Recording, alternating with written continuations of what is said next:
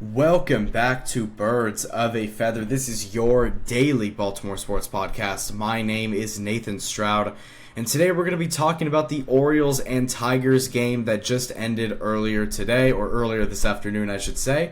And the Orioles got a huge win against the Tigers in Game 2 of this series. The Orioles have tied this series up 1-1 going into the rubber match game tomorrow afternoon. Facing Tarek Skubal tomorrow, so it's going to be quite a test tomorrow to try and win the series. But this Orioles team needs to get tested, they need to get battled, and they need to really prove that they can go on a run to save their season. But talking about the game today, the Orioles win this game 10-1, and that's right, I said a double-digit score game for the Orioles, and this is actually the first time that the Orioles have scored double digits in a game since opening day against the Toronto Blue Jays all the way back at the end of March. So a double-digit game for the Baltimore Orioles, a double-digit run-scoring game for the Baltimore Orioles, and they go out there and have a fantastic game. They scored 7 runs in the 8th inning. It was fantastic to see. It was a close game, literally the entire time. It was very, skin-tight close, and the Orioles were able to blow the game open up in the 8th inning and take a 10-1 lead and put the nail in the coffin there. So it was really cool to see. Ramon Urias got a home run. Jordan Westburg with a home run, a 3-run home run in the 8th inning. And again, Jordan Westburg is a bat that the Orioles missed very, very much. He's been back for 2 games now since his almost 2-month absence. He's been back for 2 games now. He's hit a home run in both of those games. And in both of those games, those home runs were hit either in the 8th or 9th innings. So Jordan Westburg coming alive late in these games in his return. And this is the bat that the Orioles missed very desperately. As we know, the Orioles offense did struggle a lot this season with runners in scoring position, and they also did struggle today. This game could have actually been a lot more higher scoring, but they decided to get their act together late in the game, which was obviously good to see them, put up the runs in general. But this team has struggled with runners in scoring position. They've struggled a lot this season, and they've done a lot of good things. But there's also been way more bad things as well. But this is a game that I think Orioles fans and the Orioles players and management and everything like that, this is a game that they really needed. They went out there and faced one of the more underrated pitchers in baseball this season in Casey Mize, who has had a spectacular season so far.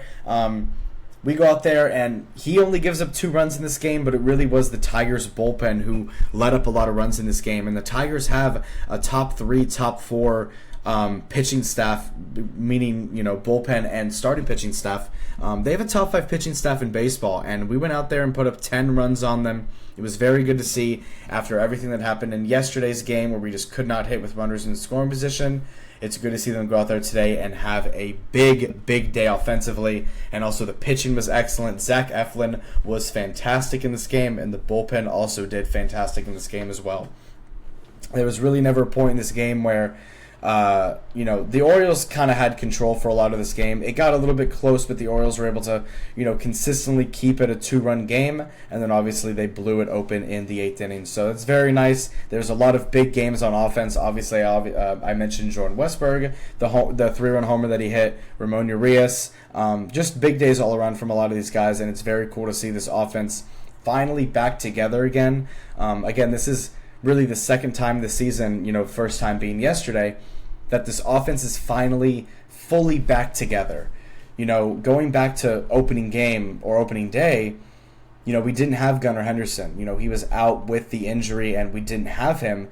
And now, when Gunnar Henderson whenever Gunnar Henderson came back, Jordan Westburg got hurt, Colton Cowser got hurt, and then when Gunnar came back, those guys were gone. And, when someone would come back, 2 more people would leave, and it was just a constant, pile and stack up of injuries. But finally, the Orioles offense seems to be pretty much fully healthy. The only guys that they're really missing on offense that could make a big difference are guys like Tyler O'Neill and Ryan Mountcastle. And obviously Ryan Mountcastle is like that everyday first baseman, but at the same time, it's one of those positions that can kind of get filled easily. But the outfielders are looking good. The infielders are looking good. things are really looking good for this Orioles offense in general. And it's going to be up to the pitching whether they want to, keep the offense in these games, because I really do trust this offense that they can be good. They have all the talent there. There is literally no excuses anymore to why this offense can't be good. Before, obviously, we could say, Jordan Westburg's not there, Colton Cowser's not there, we're missing two of the biggest Orioles bats. But now that they're back in the lineup, there's no excuses, and the Orioles went out there today and put up a big 10-run game on the Tigers. And going over this Tigers and Orioles game, obviously, as I said earlier, the Orioles won this game 10-1. The Orioles record moves to 27-39. They're 12 games below 500. Again, they got to slowly but surely chip away at this deficit that they put themselves in. 27-39 on the season, 12 games below 500, and but they went out there and got a big win today against the team with the most wins in baseball. So going over this Orioles offense that had an absolutely fantastic day. 16 total hits as a team, also got walked 4 times in this game, went 4 for 16 with runners in scoring position, and left 8 guys on base. So they had a lot of opportunities, especially early on, to bring guys home. I think at one point in the game, in like the 6th or 7th inning, they were like 1 for 11 with runners in scoring position, and then in the 8th inning, they just went out there, and every time a runner was on in scoring position, they were able to send him home. So once again, it was one of those games where the Orioles just could not hit with runners in scoring position for pretty much the entire game, and then in the 8th inning, they decided to explode and put up 7 runs, which was crazy because a lot of the times you won't even see the Orioles putting up 7 runs, but they did it all in the 8th inning plus the 3 other runs to have 10 runs in this game.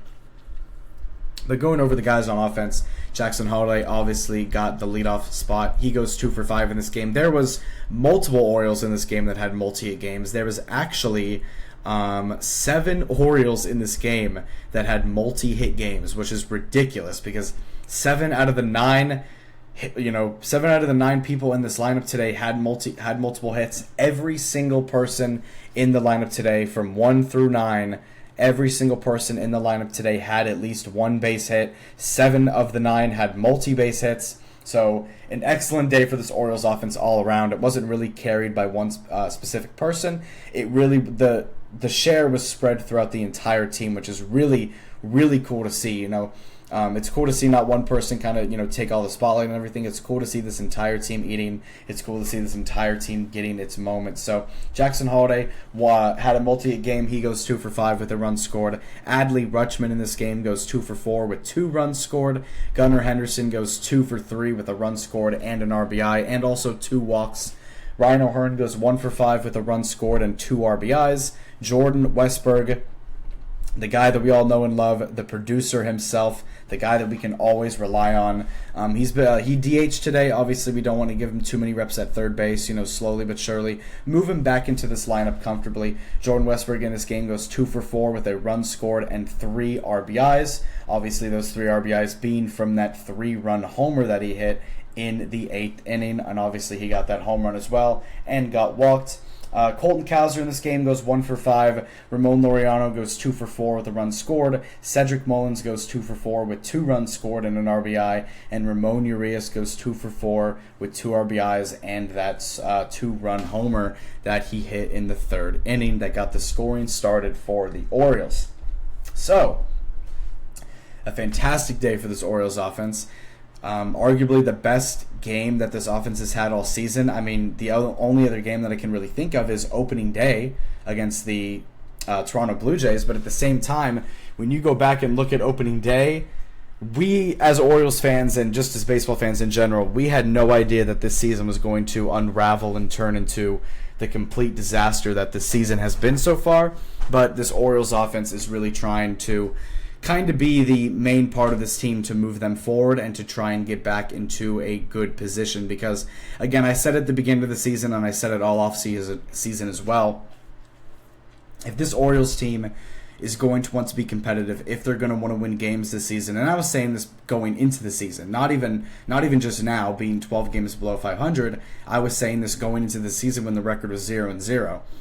If this team is going to want to win games, it was going to have to be on the back of the offense because, again, I said this offense has a chance to be one of the best offenses, not just in the American League, but in the entire MLB. They have a chance to be one of the best offenses in the league, but the problem with this team was their starting pitching. And boy, oh boy, has that been the problem this season. Obviously, the offense has also struggled a lot this season as well. Not necessarily struggled, but they have underperformed for what they should have. Even with the injuries going on, they still have underperformed.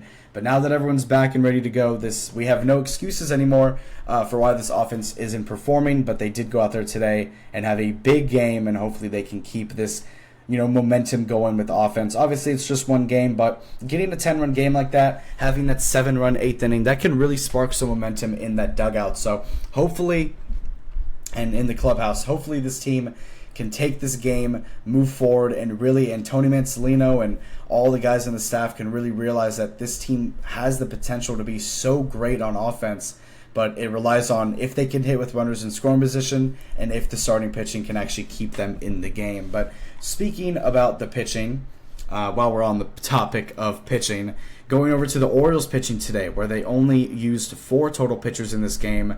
Thankfully, Zach Eflin carried a big load in this game. He does get the win, so he's 6-2 on the season as an Orioles starter, having an excellent season so far, as we know. The 2 losses that he had were extremely, extremely low. That's why his ERA is sitting at a 4.08. But it's cool to see that ERA slowly but surely go down. But Zach Eflin with one of his best starts of the season so far, 100%. He gives up only 5 total hits and 1 walk on the day, only 1 earned run, and had 5 strikeouts. So only gave up 5 hits and a walk, 1 earned run, 5 strikeouts. A great game from Zach Eflin. Almost went 7 innings before we had to pull him. But an excellent game for Zach. And then Keegan Aiken, Brian Baker, and Gregory Soto came into the game and was perfect, and was literally perfect. Didn't let up a hit, run, walk, anything. They did great. They did their thing. Bullpen held it down, and the offense obviously responded with a huge 8th inning to go up 10-1, and then eventually they won this game. So it was really cool to see. It was also really cool to see that we got to rest Felix Bautista. He was warming up in the going into the 8th inning. He was actually warming up. But obviously we didn't have to play him today because we ended up winning by 9 runs. So a very, very big win for the Orioles. This is, I mean, to be honest, this is the best win that the Orioles have had all season, including opening day. Because opening day is opening day. This Orioles team, with the position that they're in right now, being 12 games below 500, with all the stuff going against them, with all the pitching struggles and stuff like that, and being so far down the standings and everything like that, this team really needed this game to move forward as a team, and they went out and got the job done, and I could not be happier for the guys.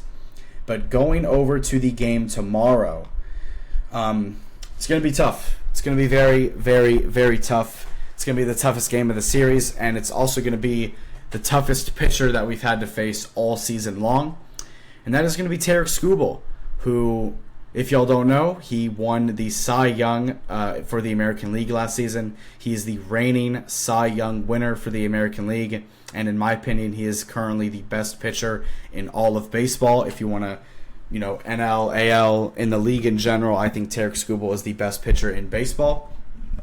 And he's having another incredible Cy Young-like season as well this season. He's 6-2 on the season with a 2.1 ERA, a .82 WHIP, in 83 innings. He's given up 61 hits and has 105 strikeouts in 83 innings. 105 strikeouts in 83 innings, and he's only walked 7 batters in 83 innings. He's given up 6 home runs as well. So Tarik Skubal, again, he's having an incredible season. He's an incredible player. In my opinion, and a lot of people's opinions as well. He is the best pitcher in baseball, and this offense has the work cut out for them tomorrow. Again, if this offense wants to kind of prove that what they did today wasn't a fluke, if they want to prove that what they did today wasn't a facade and wasn't a fluke and, wasn't a one-time thing, then they go out there tomorrow and they light Tarik Skubal up. Maybe not necessarily lighting him up to a point where he's going to give up a ton of runs, because, again, it is Tarik Skubal at the end of the day. He is going to do his best to limit runs. I mean, obviously, it would be amazing if, we could just light up Tarik Skubal and this offense goes out there and, Tarik Skubal gives up, 5 or 6 runs in this game. Like, that would be great. But I think the key for this Orioles offense in this game, because this game is going to be completely on the offense, whether they want to get into this game or not. Obviously, they have Tarek Skubal in front of them, and it's going to be very, very difficult. But if there was any test that that this Orioles offense can have right now, obviously with all these guys coming back and them really having to go out there and prove that this offense is still spectacular, if they want to go out there and prove that this offense is still as good as they should be on paper and as good as they're supposed to be, then this is the test and the challenge that they really do need. If they can go out there tomorrow and do very, very well against Tarek Skubal, then and the Orioles can win tomorrow and we win this series against the team with the most wins in baseball, and move to being 11 games below 500, then all of a sudden it might be possible that this team by the end of June and at the beginning of July can possibly have their season a little bit saved. As I said in yesterday's episode, Adley Rutschman was talking about if this Orioles team can get back to being 500 by July, that this team is a team that a lot of people should look out for. And obviously we know the talent that this team has on offense, and now that they're all back on the team and playing, as I've said before, there's no excuses of why this offense can't perform. And yesterday the offense went out there and didn't live up to expectations in their first game. But again, I said yesterday, it was their first game all back together. They're just getting warmed up. And then they go out there today and just their second game all back together, put up double-digit runs. And Jordan Westbrook and Colton Cowser were the guys that this Orioles offense needed to complete this team, complete the offense as a whole. And they were the missing pieces for what this team probably needed to go on a run. And obviously the starting pitching on this team is a big, big issue. The inconsistency has been a problem. Obviously, Zach Eflin's had a few bad games. Tomoyuki Sugano's had a couple bad games as well. But for the most part, obviously, those are your two main 1 and 2 guys for the rest of the season. I don't think Kyle Bradish is going to come back. I don't know about Grayson Rodriguez. I don't know when they're going to come back. I don't even know if the Orioles are going to be in a decent position for those guys to come back. I don't know. But for a while, and as we move forward, Tomoyuki Sugano is your 1. Zach Eflin is your 2. And you move forward with both of those guys, and they'll lead you to victory. And hopefully those 2 guys are going to get you wins every single time they step on the mound. But it's when we get to the Dean Kramers, the Cade Poviches, and the Charlie Mortons of the team where it gets a little concerning, where you kind of go off the rails. And if you're winning 2 of every 5 games when the whole rotation goes through, and if you're losing 3 of 5 games every time the rotation goes through for the pitching, that you're gonna fall deeper and deeper and deeper into the hole that you've already built yourself in. So guys like Dean Kramer, guys like Cade Povich, guys like Charlie Morton have to really, really, really figure it out and get their act together right now. Because again, this is the month for the Orioles. This is the month that they have to come back into the season, and this is the month where if they really want to take the season seriously and compete and get back into the season, they've got to do it in June. And they have a good record in June so far. If we go and actually look at the record currently in the month of June, when did June start here? So this game was on against the St. Louis Cardinals. This game was on May 28th. So I think in June right now, we're 12 days into June right now. The Orioles have a really good record in June so far. Obviously, started with this Mariners series, or really with the White Sox. They've won, 1, 2, 3, 4, 5, 6, 7, 8. They've won 8 of their last 11. So, again, they are still on a great run. They are still on a very positive run right now. This team is. And they just got to keep it going, man. They got to keep this needle moving, and they cannot afford to lose a series. So, again, as I've said before, the position that this team is in right now, they cannot afford to go out there in front of their fans in Game 3 of a rubber match and lose this game. Tarek Skubal or no Tarek Skubal, they have to find ways to win games. And a lot of the times you're going to be playing a lot of good pitchers in baseball, and this is a must-win series for the Orioles. It really, really, really is. They lose tomorrow, they hit 40 losses on the season. If they win tomorrow, they win the series against the team with the most wins in baseball. They move to 11 games below 500, and we move on with the season from there. So there's a lot on the line tomorrow. It's going to be very, very, very interesting to watch. Hopefully the Orioles offense can go out there and light Skubal up early, get him going, and just get to the bullpen as soon as they can. So we'll see what happens tomorrow. It's going to be very, very, very interesting. And I'll have an episode up sometime tomorrow night talking about this game because it's going to be very interesting. And again, there's a ton on the line for this Orioles team and how they move forward into the future of the season.